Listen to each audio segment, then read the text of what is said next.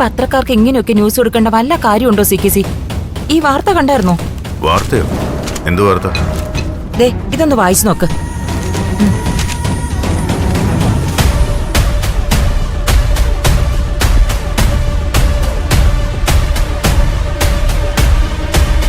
Main heading കണ്ടില്ലേ? Eeswaramangalam group തകർച്ചയിലേക്കോ എന്ന്. ഈശ്വരമംഗലം ഗ്രൂപ്പിന്റെ നെടുന്തൂണായിരുന്ന ഗൗതം ഗോപിനാഥ് സ്വത്ത് തർക്കത്തെ തുടർന്ന് ഈശ്വരമംഗലം ഗ്രൂപ്പിന്റെ പടിയിറങ്ങിയതോടെ ഈശ്വരമംഗലം ഗ്രൂപ്പ് തകർച്ചയിലേക്ക് കൂപ്പുകുത്തുകയാണെന്നുള്ള റിപ്പോർട്ടാണ് പുറത്തുവരുന്നത്. കഴിഞ്ഞിട്ടില്ല. ഗൗതമിനെ വല്ലാണ്ടങ്ങ് പുകഴ്ത്തിയിട്ടുണ്ട് ഇതില്. ഈശ്വരമംഗലം ഗ്രൂപ്പിനെ ഇന്ന് നിൽക്കുന്ന ഉയരത്തിലേക്ക് കൈപിടിച്ചുയർത്തിയത് ഗൗതം ഗോപിനാഥ് എന്ന ഒറ്റ ഒരുത്തന്റെ പ്രാഗൽഭ്യം കൊണ്ടാണെന്നാ ആ ലേഖകൻ ഇതിൽ എഴുതി പിടിപ്പിച്ചിരിക്കുന്നത്.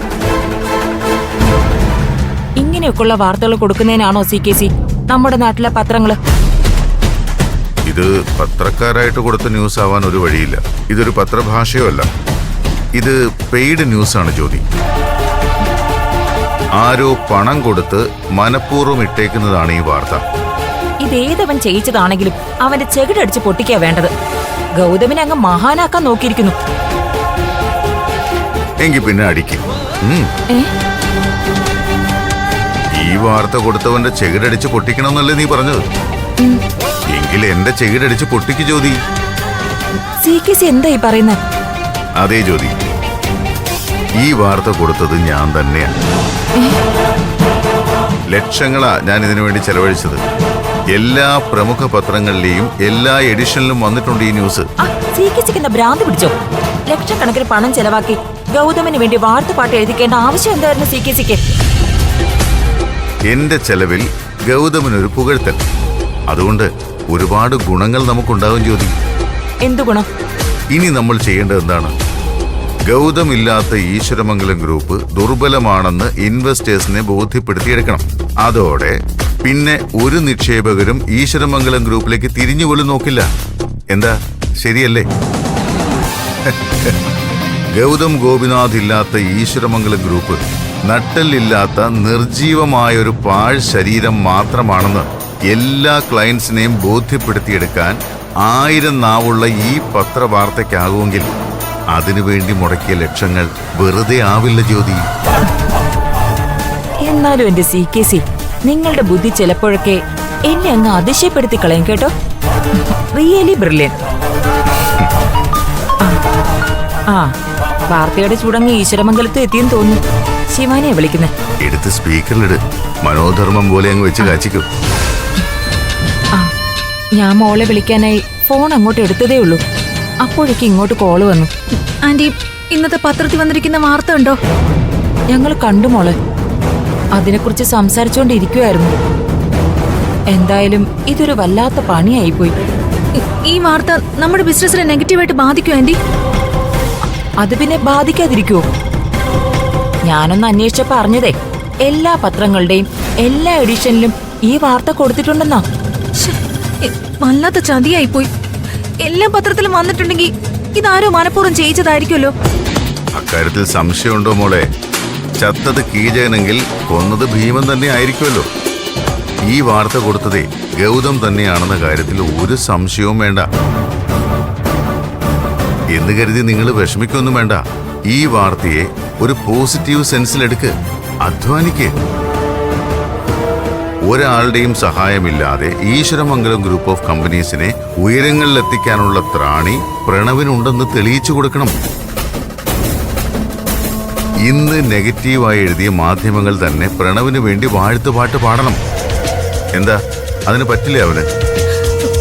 കാര്യങ്ങളൊന്നും വിചാരിച്ചത്ര എളുപ്പമല്ല അങ്കിളെ. എല്ലാ കാര്യങ്ങളും ഈ വസുന്ധരാന്റി കയറി തലയിടുന്നുണ്ട്. അതാ വേറൊരു തലവേദന.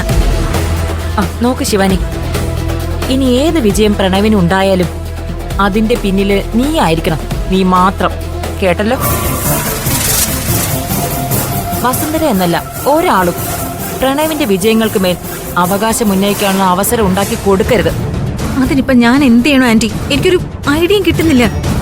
ഒതുക്കേണ്ടവരെ ഒതുക്കുക തന്നെ ചെയ്യണം ശിവാനി. അതിപ്പോ ബിസിനസ്സിലായാലും ജീവിതത്തിലായാലും. അല്ലെങ്കിലേ അത് അപകടം ചെയ്യും. മനസ്സിലായല്ലോ ഞാൻ പറഞ്ഞത്? ഒതുക്കും, ഒതുക്കിയിരിക്കും. അതിന് ഏത് വസന്തര ആയാലും. വെക്കട്ടെ ആന്റി. ഗൗതമിനെ പോലെ തന്നെ അപകടകാരിയാ ഈ വസുന്ധരയും. പ്രണവിനൊപ്പം വസുന്ധര നിന്നാൽ അവൾ ഈശ്വരമംഗലത്തിനെ കൈപിടിച്ച് കയറ്റും. അക്കാര്യത്തിൽ CKC പേടിക്കണ്ട. ഈ വസുന്ധരയുടെ കാര്യം ശിവാനി നോക്കിക്കോളും. പിന്നെ പേടിക്കാനൊന്നുമില്ല. പ്രണവ് എന്ന കുരങ്ങന്റെ കയ്യിലേക്കാണ് പൂമാല കൊടുത്തിരിക്കുന്നത്. അവൻ അതിനെ പിച്ചി ചീന്തി 4 ഭാഗത്തേക്കും എറിയുമെന്ന കാര്യത്തിൽ സംശയം വേണ്ട. പിന്നെ നമ്മൾ ഓരോന്നോരോന്നായി പെറുക്കിക്കൂട്ടി CKC എന്റർപ്രൈസസിലേക്ക് ലയിപ്പിക്കുന്നു. ഒടുവിൽ ബിസിനസ് ലോകത്ത് മുൻനിരയിൽ നിൽക്കുന്ന 2 പേർ എന്ന കാലം ഇല്ലാതാവും. ഈശ്വരമംഗലം ഗ്രൂപ്പ് തകരും. അവിടെ നിന്ന് അങ്ങോട്ട് CKC എന്റർപ്രൈസസിന്റെ അശ്വമേധം ആരംഭിക്കും.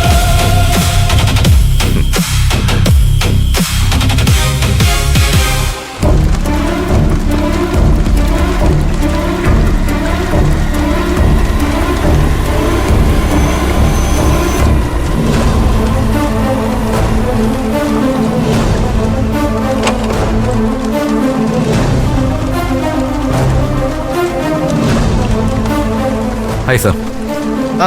ഭാഗത്തേക്ക്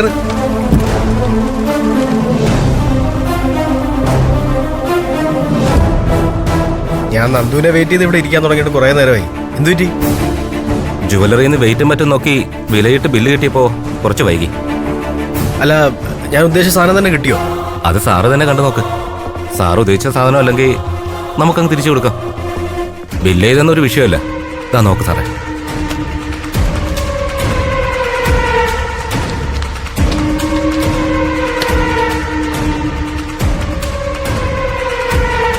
ഫോട്ടോയിൽ കാണുന്നതിനേക്കാളും ഗംഭീരമായിട്ടുണ്ട്. അതെ. ഉഗ്രൻ. അല്ല, ഈ ലേറ്റസ്റ്റ് ഡിസൈൻ ഫോട്ടോ സാറിന് എവിടെ നിന്ന് കിട്ടി? അത് ഞാനും വൈഫും കൂടെ ഒരു കാര്യം സംസാരിച്ചുകൊണ്ടിരുന്നപ്പോഴേ അവള് മൊബൈലിൽ ഒരു ഫോട്ടോ കാണിച്ചിട്ട് ഈ നെക്ലസ് എങ്ങനെയുണ്ടെന്ന് ചോദിച്ചു. ആ ഫോട്ടോ കണ്ടപ്പോൾ തന്നെ എനിക്ക് ഇഷ്ടപ്പെട്ടു.